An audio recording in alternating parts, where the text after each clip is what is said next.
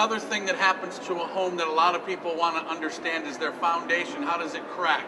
A lot of people will say foundation cracking is normal.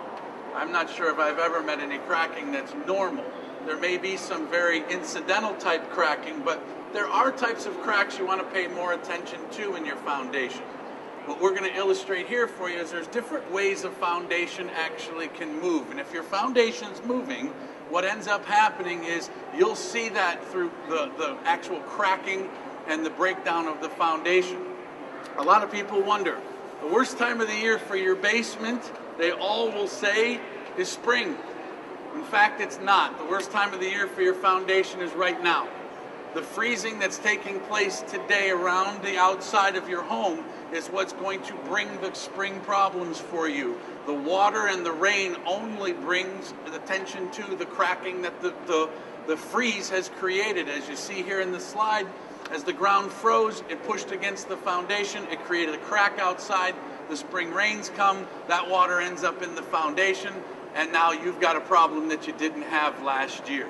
And we think it's the spring when in fact it's the winter. That's why the maintenance you do to your home is so important. A lot of people say, well, there's some things I just can't avoid, and you can. We call them the 3 Gs. These are the 3 Gs. You're going to be dealing with the gutters, which is primarily a very, very important piece to your home. You need to make sure they're clear and functioning. You'll see kick blocks like this. If your downspouts just drain onto the ground, what you'll want to try to do is get something like this to move that water away. Just this little bit of distance away from your home can actually save your home quite a bit of damage in the winter. The next G that we talk about is grading. You hear a lot of people wanting to lift the grade around their home thinking they're going to solve their problem. These things don't solve your problem. These are the healthy things you need to do to your home to keep water moving away anyway. So you build the grade. The third is what most people have trouble with, and we don't always get to see, but this year we did. It's called groundwater.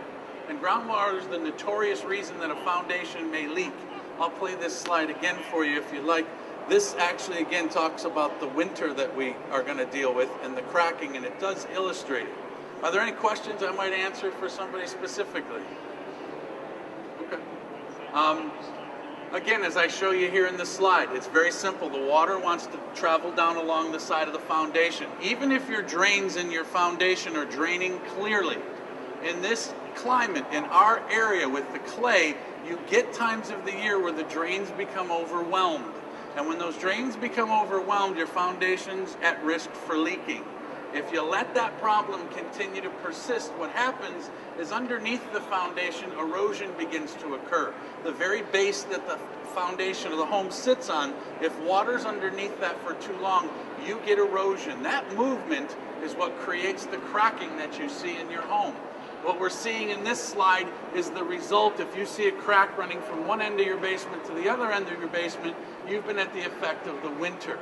And you can do some minor things to help reduce that stress on the home, again, by making sure the grading's pushed away. But however, the only solution at this point is to isolate the cracking from the outside and try to make that repair.